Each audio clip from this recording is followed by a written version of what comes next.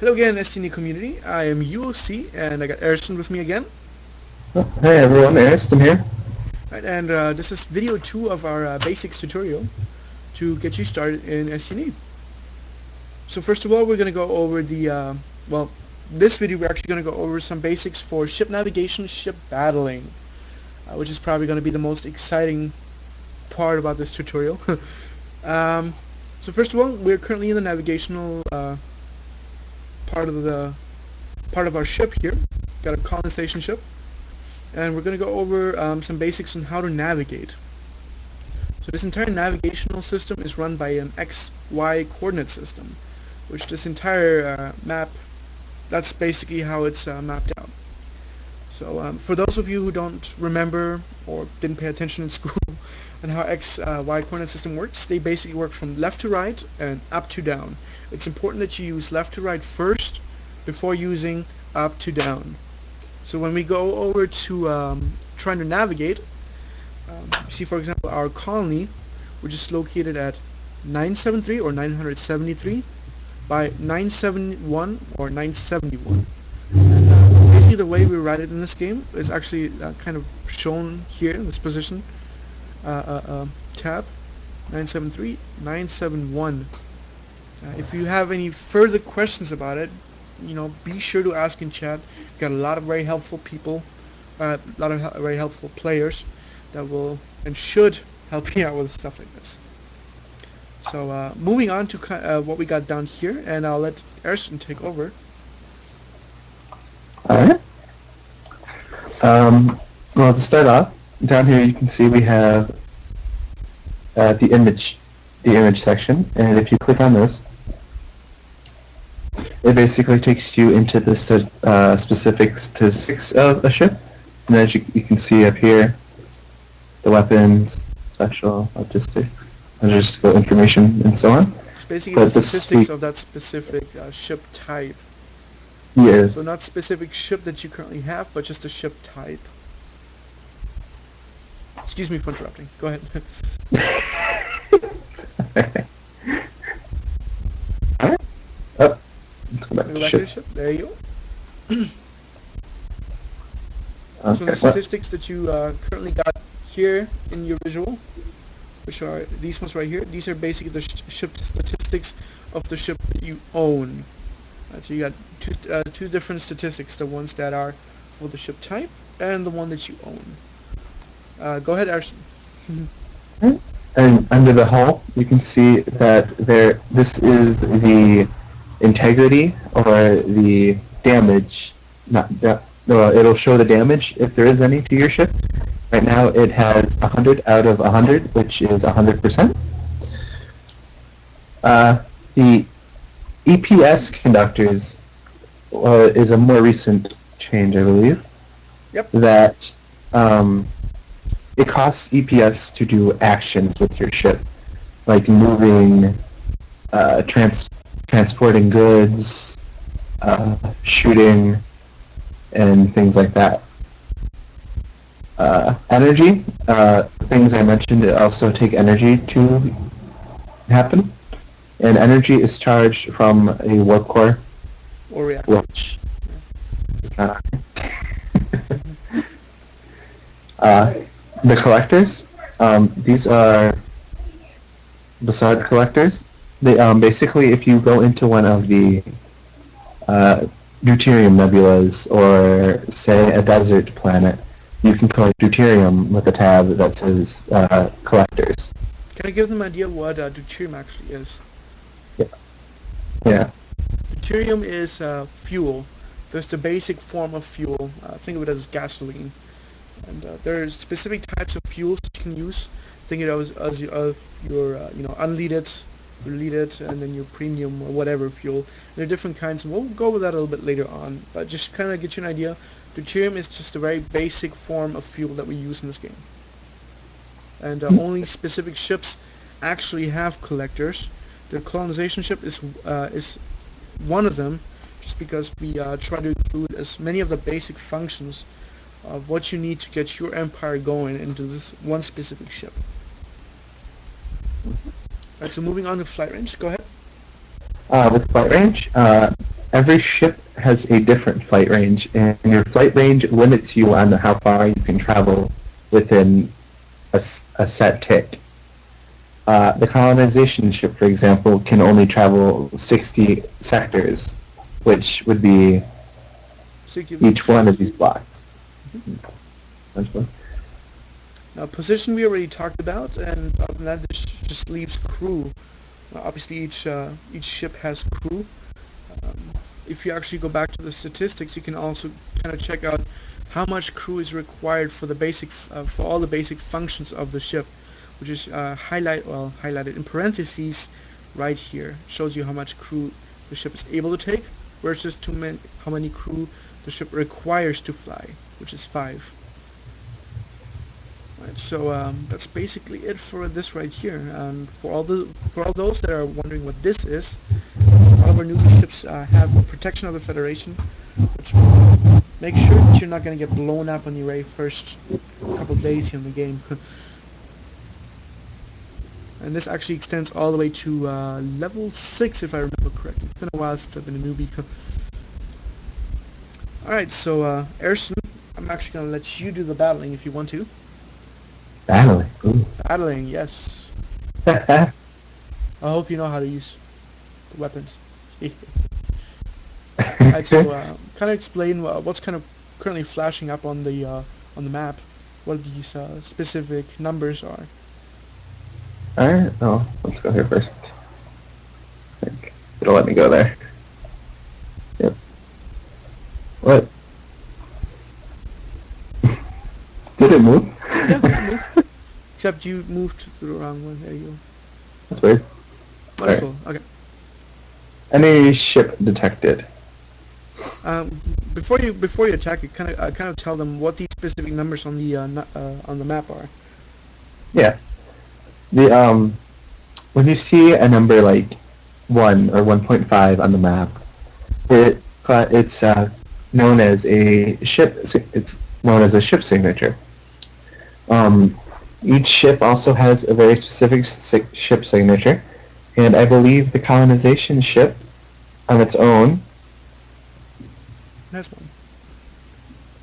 Yeah. The ship signature, it can be either energy signature or what it actually is the slot signature. So each specific ship, as we went over in the first video, has a specific amount of slots. As Erson just said, the colonization ship has 1, and that'll be shown on what we call our long-range sensors. Long-range sensors are the ones that basically detect the amount of ship signatures. So that's what the numbers are. Yep. So what he basically just flew us into is into a syndicate ship, which are basically there for the beginners to attack, just to kind of get some basic battle experience or some resources to steal. So Erson, back to you. Let's kill some syndicates here. Woo! Syndicate. Alright. As you can see, this also has a ship menu. You can see the image of the ship, its name, the class of the ship, the condition, which is its hull, and then you got the owner of the ship, which is the syndicate. Yes. Sorry. And then on the furthest part of the menu, you can see three buttons. The first button, where you can see a laser and a little torpedo, is automatic weapons choice. If your ship has more than one kind of weapon, which I believe the colonization ship just has phasers, but you can also gain photon torpedoes. Basically, it allows the game to choose what to fire. The battle system is programmed to basically, when you click this button, it's going to use the most efficient way to disable or destroy a ship. So that's what that button basically is. The next button is incapacitate. To incapacitate a ship is to take it down, to take the hull down so low that the ship can't function unless it's repaired. The lowest you Yeah. can go is 1. Sorry. Yeah. And then the next one is energy weapons only, which would be phasers until the ship is destroyed.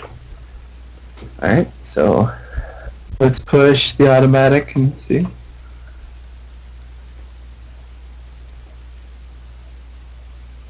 Oh, he moved away. It moved. We took too long.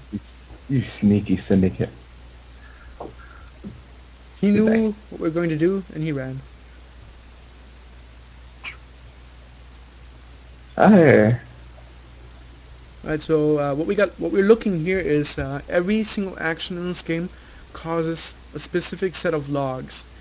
These logs you will be able to find eventually once you level up higher under the communications tab. We'll eventually get there, just not right now. But basically these logs tell us what happened, what we did to someone or someone did to us. In this specific case, our colonization ship attacked the pirate ship, and it attacks with a strength of 4. And the warrior, the syndicate ship, took the 4 damage and then was destroyed. The main computer crashed. There you go. And whenever he says module was destroyed, there was an item on board which got destroyed, obviously. And there you go. Ship was destroyed, and this is what you receive. You got 2 food and 10 experience. You need the experience in the very beginning to level up. There are 8 levels, and we're currently at level number 2. Alright, so with that ship currently destroyed, what you can do is hit it again, and that should actually give you 50 external reputation. Well, that's eventually when you graduate from the beginner zone. So in the beginner zone you receive 2 external reputation. So that's basically the basics of the basics of how to navigate and battle. Now, there are a couple more things that you can do with a ship, like for example transport, although in the beginning you do not quite have that option yet, because you have all that you need on the colony, which is going to be what we're going next or over next, to do some basic building. So you already have your very first instruction here, that you click on a green little field and hit construct a building. So let's for example do or build a farm. One thing to always keep in mind, you need to make sure you balance what you have between producing and consuming. You also need to make sure you have enough population to operate a specific building, or in this case a farm. So a farm, for example, takes 4 people. It took the 4 people here, which were previously light yellowish colored. It also takes 1 energy to run. So we went from +5 energy down to +4. Energy you can raise up by either producing a solar cells or eventual solar whatever. There are lots of ways to produce energy. So with that having built, you also at the beginning you also want to build a bunch of nature parks or nature preserves on the wooden areas. These basically give you experience and extra reputation or experience per round or tick to get you faster to another level. So let's just spend a minute to build these real quick.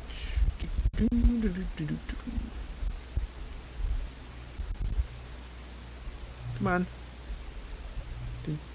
Alright, so we are already up to level 3. At the very top you also see what kind of resources and how many we have.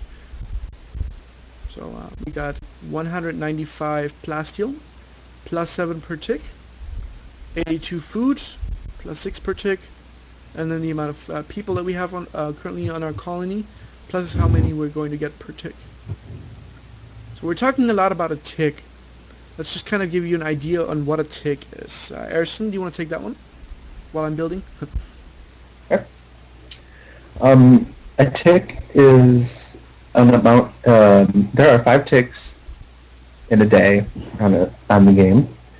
Each tick lasts about, I believe, 3 hours. Well, they don't last 3 hours, but there's a period between, and they're every 3 hours basically. Yeah, like there's a tick happens every 3 hours, except for the very last one, which is 10. Well, the very last tick, there's actually a break for a good 12 hours. So and that's usually the server time, 12:30 tick, and then the next one will be at it's 12 o'clock, right? Yeah. I believe so.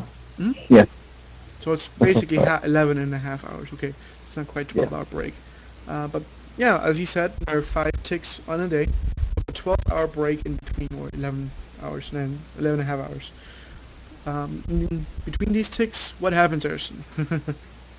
Between these ticks, can basically you construct your ships, you construct buildings, you do all the actions you need to maintain and upkeep your colonies. And then once the tick hits, everything is stopped. Like it's locked in place, so the system can update it, and you get like up here at the top. After the tick, you would receive 10 extra experience, 6 more food, 9 more plasteel, 9 more workers, and 4 more energy. So basically, it calculates your consumption versus your production. So this is basically what you got, the green numbers, and eventually, if you're consuming something, it'll show as a red number, a negative number. And that basically happens for everything in your entire account in the entire game. But that's basically what a tick is. As a beginner, you actually receive 10 extra ticks, which you got listed right down here. So we're currently as far built as we can possibly build. So, and we need a tick. So what we do is we hit end round and begin an extra round. So make sure you look at the numbers here. There you go. We just received extra amount of experience, food, plasteel. We got extra workers. Now you see them right here. And well, the energy didn't raise or anything just because we didn't build an extra solar shell plant. So let's see, where do we go from here?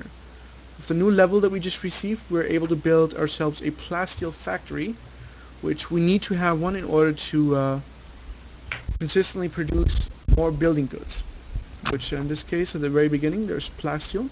Eventually, once you get higher, there are more different kinds of building goods that you can get. So again, very important, make sure you consider consumption versus production. And other than that, that's basically the end of the basics tutorial. If you keep these in mind, it should help you out very tremendous, or quite a lot. If you are having issues and you want to go safe, we do have a colony planner. If you, which works basically like this. So for example, you use our standard planet, which is the planet that we're currently working on. So when you enter it, you can basically plan out your steps ahead before you actually build them. Very important, each call needs to have a base camp in the beginning. So as you build, you can go into the colony settings, give yourself more crew or more people to actually activate some of these buildings. Just to let you know, this is just a planner, not an actual colony. But this will tremendously help you to build and plan your empire. So again, that's basically it for this tutorial, and the next one will go over into the next tabs, which will be the communications menu. Alright, I'm UC, and Erson will see you in the next video. Alrighty.